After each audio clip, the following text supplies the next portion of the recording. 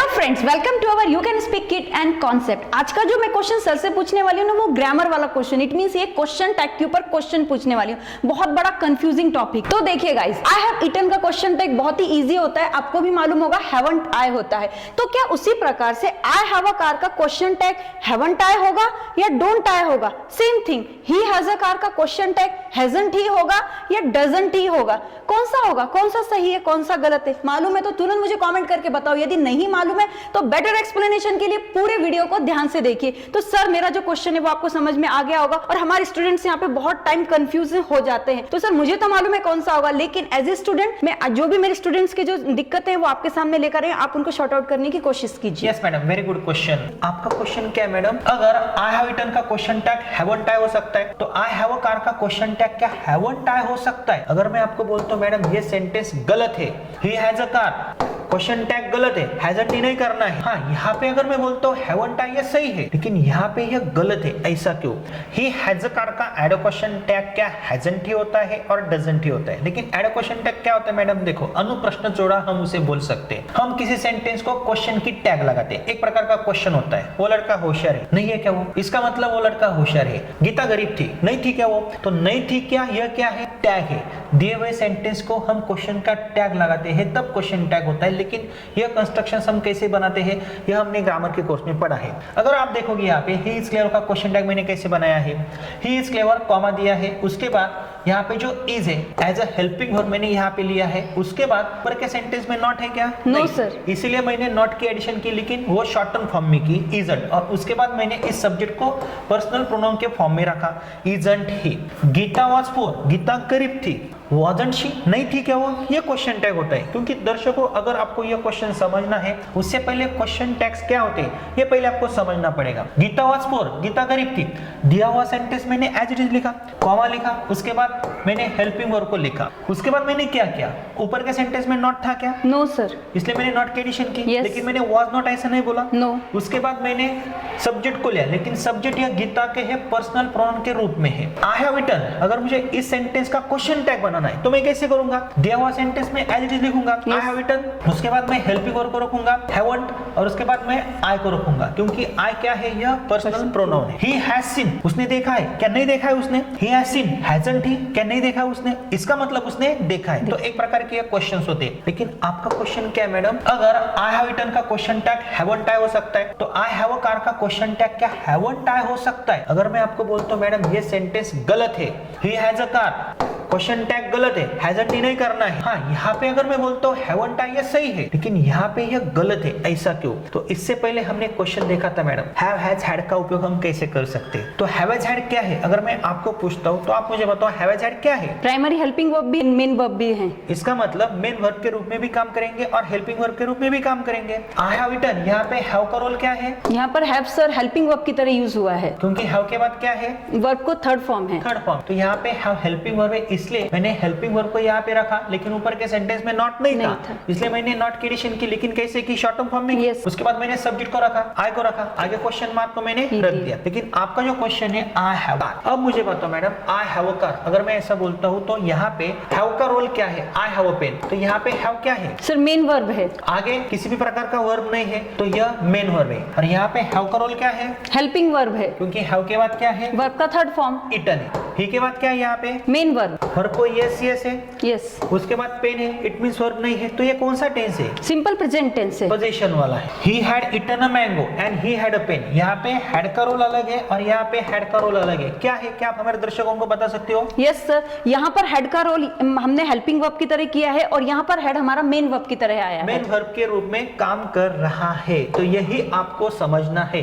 अगर आपको इसका क्वेश्चन टैग बनाना है तो हम कैसे बना सकते हैं? देखो, आई प्ले क्रिकेट में अगर मुझे नॉट की एडिशन करनी है तो हमने पिछले क्वेश्चन में की थी, लेकिन अगर मुझे इसका क्वेश्चन टैग बनाना है तो मैं क्वेश्चन टैग कैसे बना सकता हूँ? दिया हुआ सेंटेंस में एज इट इज लिखूंगा, यहाँ पे कॉमा के आगे मुझे हेल्पिंग वर्ब चाहिए, तो हेल्पिंग वर्ब के लिए मुझे किसके पास जाना पड़ेगा? वर्ब के पास। तो यहाँ पे तो मेन वर्ब है। यस। तो जब मेन वर्ब नहीं दिखता है तो हम किसे कंसीडर करते हैं? Do, does and did. Play verb का क्या है? फर्स्ट फॉर्म है, इसलिए मैं डू को कंसीडर करूंगा। Yes. ऊपर के सेंटेंस में नॉट है क्या? नो। तो मैं नॉट की एडिशन करूंगा, डोंट लिखूंगा। Yes. उसके बाद मैं सब्जेक्ट लिखूंगा, Yes. डोंट डोंट आई, तो आई प्ले क्या मैंने क्वेश्चन टैग बनाया डोंट आई। मैडम इसी प्रकार आई हैव पेन में क्या यहाँ पे हैव हेल्पिंग वर्ब है? नो सर, ये मेन वर्ब है ना, हैव। अगर मैं आपको बोलता हूँ मैडम हैव हैज हैड क्या है, तो आपका आंसर क्या रहेगा? सर ये हेल्पिंग वर्ब की तरह भी आता है, मेन वर्ब की तरह भी आता है। हेल्पिंग वर्ब के रूप में भी आएंगे और मेन वर्ब के रूप में भी आएंगे। यहाँ पे सेंटेंस है आई हैव अ पेन, इसका अगर मुझे ऐड क्वेश्चन टैग करना है तो मैं किसके पास जाऊंगा? हैव के पास। हाँ, तो यहाँ पे हैव मेन वर्ब या हेल्पिंग वर्ब है? सर यहाँ पर मेन वर्ब है।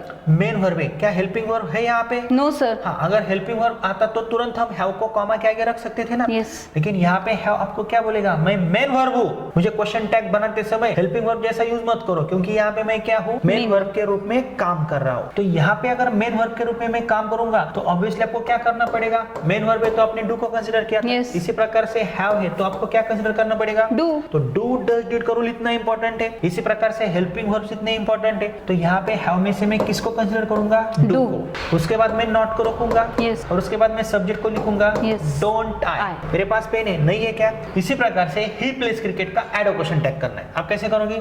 There was sentence as it is. Yes. उसके बाद आप लेस के पास जाओगे। Yes. उसके बाद क्या करोगे आप? सर प्लेस में से मैं डज कंसीडर करूंगी। डज को कंसीडर Yes. करना है। उसके बाद फिर मैं यहाँ पे नॉट की एडिशन करूंगी, डजंट करूंगी। Shorten form use yes. करना है। फिर पर्सनल प्रोनाउन ही का यूज करूंगी, doesn't he. Doesn't he. Yes. आपने ऐसा क्यों किया? हाँ, अगर आपको एमिजार यहाँ पे मिलता तो तुरंत आप कॉमा के बाद Yes. ले सकती थी ना। Yes. और इसी प्रकार madam he has a pen, इसका मुझे ऐड क्वेश्चन टैग करना है तो मैं कैसे करूंगा? दिया हुआ सेंटेंस में एज इट इज लिखूंगा। Yes. हैज के पास मैं जाऊंगा तो हैज मुझे क्या बोलेगा? हैज बोलेगा कि मैं यहाँ पर मेन वर्ब की तरह हूँ। जैसे प्लेस यहाँ पे। Yes. तो हैज में से आप क्या कंसीडर करोगी? डज। डज। उसके बाद डजंट और उसके बाद ही।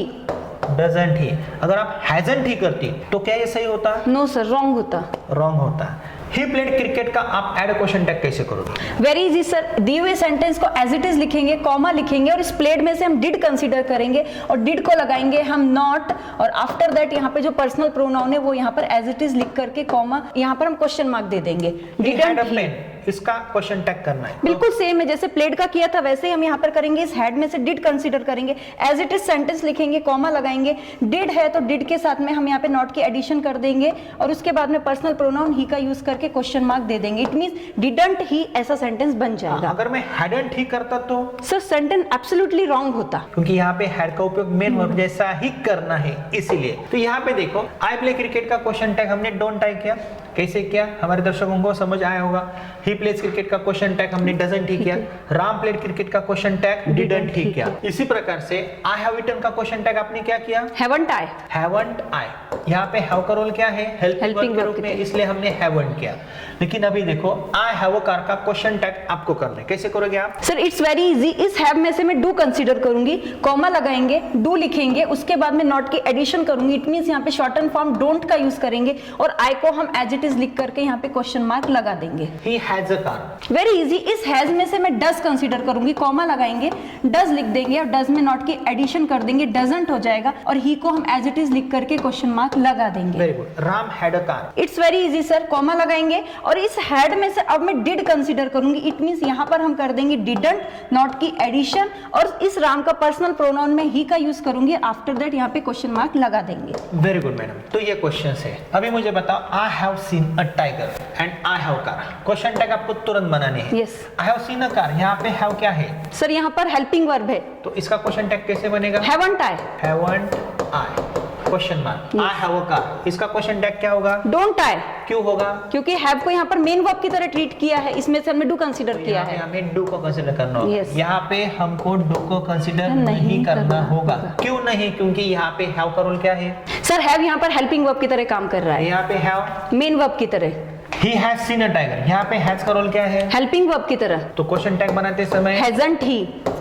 हैजंट ही क्वेश्चन टैग इसके लिए पढ़ना पड़ेगा उनको। Yes. He has a car, यहाँ पे हैज हेल्पिंग वर्ब है ना? नो सर, तो क्या है? सर मेन वर्ब है इसलिए हैज में से हम डज कंसीडर कर देंगे, डजंट ही। यस यस है। तो Yes. यहाँ पे क्या करेंगे हम? Doesn't he. Doesn't he. He. Simple है। Yes. Ram had seen a tiger, इसमें हैड का रोल क्या है? हेल्पिंग वर्ब की तरह है। हेल्पिंग वर्ब है। Yes sir. मेन वर्ब है मैडम। नो सर, हेड के बाद वर्ब का थर्ड फॉर्म है इसलिए ये हेल्पिंग वर्ब है। और यहाँ पे हेड का रोल क्या है? सर यहाँ पर मेन वर्ब की तरह है। कैसे? सर हेड है ना यहाँ पर, उसके आगे वर्ब वगैरह कुछ नहीं है इसीलिए। सब्जेक्ट के बाद डायरेक्टली क्या है? वर्ब का Second second form है। और यहाँ पे हेड क्या है? हेड यहाँ पर हेल्पिंग वर्ब है, और यहाँ पे हेड क्या है? मेन वर्ब है, तो यहाँ में से आपको क्या कंसीडर करना पड़ेगा? डिड।